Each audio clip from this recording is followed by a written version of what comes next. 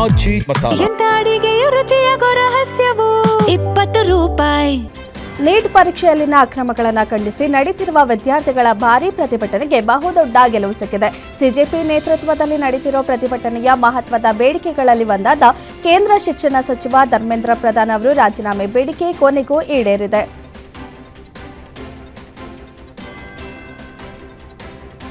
ಕೇಂದ್ರ ಶಿಕ್ಷಣ ಸಚಿವ ಧರ್ಮೇಂದ್ರ ಪ್ರಧಾನ್ ರಾಜೀನಾಮೆ ನೀಡುತ್ತಿದ್ದಂತೆ ಹೋರಾಟಗಾರ ಸೋನಂ ವಾಂಗ್ಚುಕ್ ಟ್ವೀಟ್ ಮಾಡಿದ್ದಾರೆ.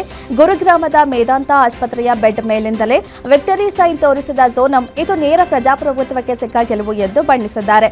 ಇದು ಕೇವಲ ರಾಜೀನಾಮೆ ಅಲ್ಲ, ಬದಲಿಗೆ ಶಾಂತಿ, ತಾಳ್ಮೆ ಮತ್ತು ಸತತ ಪರಿಶ್ರಮಕ್ಕೆ ಸಂದ ಜಯ ಎಂದು ಸೋನಂ ವಾಂಗ್ಚುಕ್ ಹೆಮ್ಮೆಯಿಂದ ಹೇಳಿದ್ದಾರೆ. ಯುವ ಪೀಳಿಗೆ ಹಾಗೂ ದೇಶಾದ್ಯಂತ ಬೀದಿಗಿಳಿದು ಹೋರಾಡಿದ ಪ್ರತಿಯೊಬ್ಬ ನಾಗರಿಕರಿಗೂ ಸೋನಂ ಧನ್ಯವಾದ ಅರ್ಪಿಸಿದ್ದಾರೆ. ಧರ್ಮೇಂದ್ರ ಪ್ರಧಾನ್ ರಾಜೀನಾಮೆ ನೀಡುತ್ತಿದ್ದಂತೆ ಇತ್ತ ಕುಂದಾನಗರಿ, ಬೆಳಗಾವಿಯಲ್ಲಿ ಕಾಂಗ್ರೆಸ್ ನಾಯಕರು ಮತ್ತು ಕಾರ್ಯಕರ್ತರು ಭರ್ಜರಿ ಸಂಭ್ರಮಾಚರಣೆ ನಡೆಸಿದ್ದಾರೆ. ನಗರದ ಕಾಂಗ್ರೆಸ್ ಕಚೇರಿಯಲ್ಲಿ ಬಾಲ ವಿಕಾಸ ಅಕಾಡೆಮಿ ಅಧ್ಯಕ್ಷ ಅಡಿವೇಶ ಇಟಗಿ ನೇತೃತ್ವದಲ್ಲಿ ಪಟಾಕಿ ಸಿಡಿಸಿ ಪರಸ್ಪರ ಸಿಹಿ ಹಂಚಿ ವಿಜಯೋತ್ಸವ ಆಚರಿಸಲಾಯಿತು.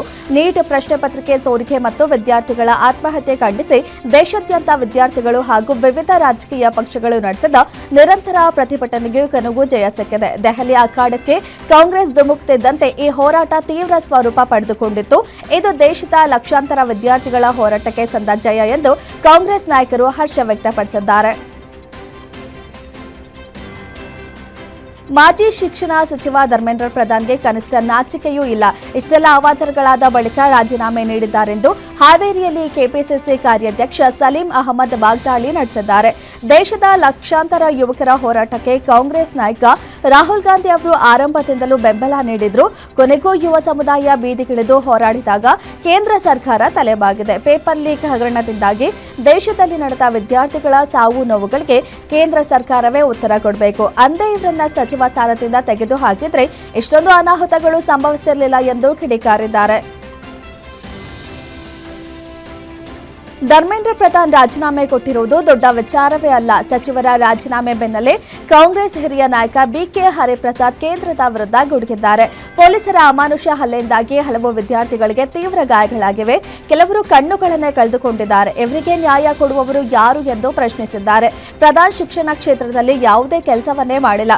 ಕೇವಲ ಶಿಕ್ಷಣ ಸಚಿವರಲ್ಲ, ಇಡೀ ದೌರ್ಜನ್ಯಕ್ಕೆ ಕಾರಣರಾದ ಗೃಹ ಸಚಿವ ಅಮಿತ್ ಶಾ ಕೂಡ ತಕ್ಷಣ ರಾಜೀನಾಮೆ ನೀಡಬೇಕು ಎಂದು ಆಗ್ರಹಿಸಿದ್ದಾರೆ.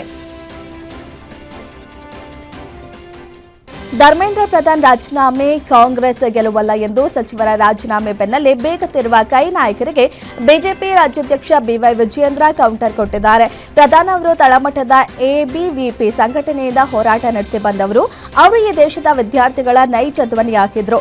ನೀಟ್ ಪ್ರಶ್ನೆ ಪತ್ರಿಕೆ ಸೋರಿಕೆ ಮತ್ತು ವಿದ್ಯಾರ್ಥಿಗಳ ಆತ್ಮಹತ್ಯೆ ಘಟನೆಗಳು ಅತ್ಯಂತ ದುರಾದೃಷ್ಟಕರ. ಆದರೆ ಈ ಸಂಕಷ್ಟದ ಸ್ಥಿತಿಯಲ್ಲೂ ಕಾಂಗ್ರೆಸ್ ರಾಜಕೀಯ ಮಾಡ್ತಿದೆ ಎಂದು ಕಿಡಿಕಾರಿದ್ದಾರೆ. ಪ್ರಧಾನಿ ಮೋದಿ ಅವರ ಜಾಗತಿಕ ವರ್ಚಸ್ಸನ್ನ ಸಹಿಸದೆ ದೇಶದಲ್ಲಿ ಅರಾಜಕತೆ ಸೃಷ್ಟಿಸಲು ಕಾಂಗ್ರೆಸ್ ದೊಡ್ಡ ಷಡ್ಯಂತ್ರ ನಡೆಸಿದೆ ಎಂದು ದಾವಣಗೆರೆಯಲ್ಲಿ ಮಾಜಿ ಸಚಿವ ಎಂಪಿ ರೇಣುಕಾಚಾರ್ಯ ಆಕ್ರೋಶ ಹೊರಹಾಕಿದ್ದಾರೆ. ನೀಟ್ ಪೇಪರ್ ಲೀಕ್ನಲ್ಲಿ ಧರ್ಮೇಂದ್ರ ಪ್ರಧಾನ್ ಪಾತ್ರವಿಲ್ಲ. ನಿಜವಾದ ವಿದ್ಯಾರ್ಥಿಗಳು ಸವಾಲಾಗಿ ಪರೀಕ್ಷೆ ಬರೆದಿದ್ದಾರೆ. ಆದರೂ ಪ್ರಧಾನಿ ಮೋದಿ ಈ ಪ್ರಕರಣವನ್ನ ಸಿಬಿಐಗೆ ವಹಿಸಿ ಕೋರ್ಟ್ ಸಮಿತಿ ರಚಿಸಿದ್ದಾರೆ ಎಂದಿದ್ದಾರೆ. ಈ ಹಿಂದೆ ಕಾಂಗ್ರೆಸ್ ಅವಧಿಯಲ್ಲೂ ಪೇಪರ್ ಲೀಕ್ ಆಗಿತ್ತು. ಆಗ ಯಾರಾದರೂ ರಾಜೀನಾಮೆ ಕೊಟ್ಟಿದ್ದಾರಾ? ಈಗ ದೇಶದಲ್ಲಿ ಬಾಂಗ್ಲಾ ಮತ್ತು ನೇಪಾಳ ಮಾದರಿಯಲ್ಲಿ ದಂಗೆ ಎಬ್ಬಿಸಲು ಕಾಂಗ್ರೆಸ್ ಕುತಂತ್ರ ನಡೆಸುತ್ತಿದೆ ಎಂದು ರೇಣುಕಾಚಾರ್ಯ ವಾಗ್ದಾಳಿ ನಡೆಸಿದ್ದಾರೆ.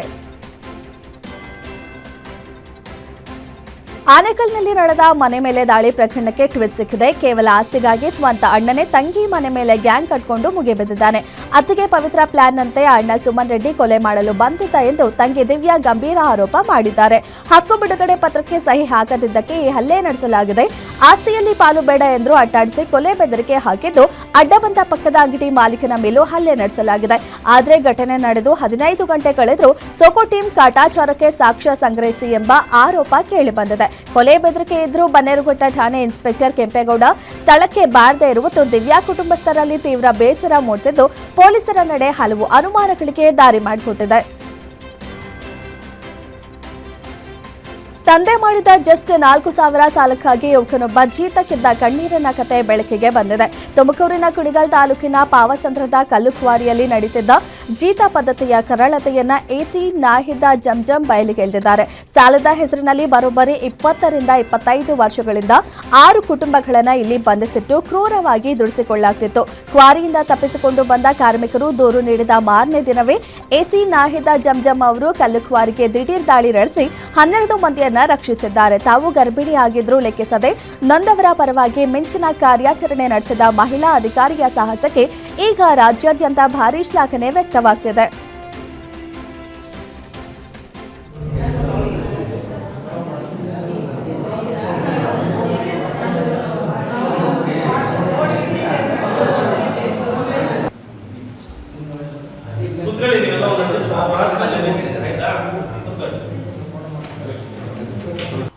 ತಕ್ಷಣವೇ ನಮ್ಮ ಸೋಷಿಯಲ್ ವೆಲ್ಫೇರ್ ಡಿಪಾರ್ಟ್ಮೆಂಟ್ ಹಾಸ್ಟೆಲಲ್ಲಿ ಅವರಿಗೆ ರೆಸ್ಕ್ಯೂ ಕೊಡ್ತೀವಿ. ಅದಾಗಿದ ತಕ್ಷಣ ಅವ್ರ ಮನೆ ಏನಿದೆ ಅಲ್ಲಿ ಹೋದಾಗ ಅವ್ರಿಗೂ ಯಾವುದೂ ಮೂಲಭೂತ ಸೌಕರ್ಯಗಳು ಇರಲ್ಲ, ಯಾವುದೇ ಶೌಚಾಲಯಗಳು ಇರಲ್ಲ, ಮಹಿಳೆಯರ ಒಂದು ಸೇಫ್ಟಿಯ ದೊಡ್ಡ ಥ್ರೆಟ್ ಕಾಣಿಸುತ್ತೆ. ಹಾಗಾಗಿ ನಾವೇನು ಮಾಡ್ತೀವಿ, ಅದಾದಮೇಲೆ ಅಲ್ಲಿನ ಲೋಕಲ್ ಅಥಾರಿಟೀಸ್ ಯಾರ್ಯಾರು ಇರ್ತಾರೆ, ತಹಶೀಲ್ದಾರ್ ಅವರಾಗಿರ್ಬೋದು, ಪೊಲೀಸ್ ಡಿಪಾರ್ಟ್ಮೆಂಟ್ ಅವರಾಗಿರ್ಬೋದು, CDPO ಅವರಾಗಿರ್ಬೋದು, AD ಸೋಷಿಯಲ್ ವೆಲ್ಫೇರ್ ಮತ್ತು ಲೇಬರ್ ಆಫೀಸರು ಮತ್ತು DD ಮೈನ್ಸ್ ಅವ್ರಿಗೆಲ್ಲರಿಗೂ ನಾವು ಅಲ್ಲಿ ಕರ್ಕೊತೀವಿ.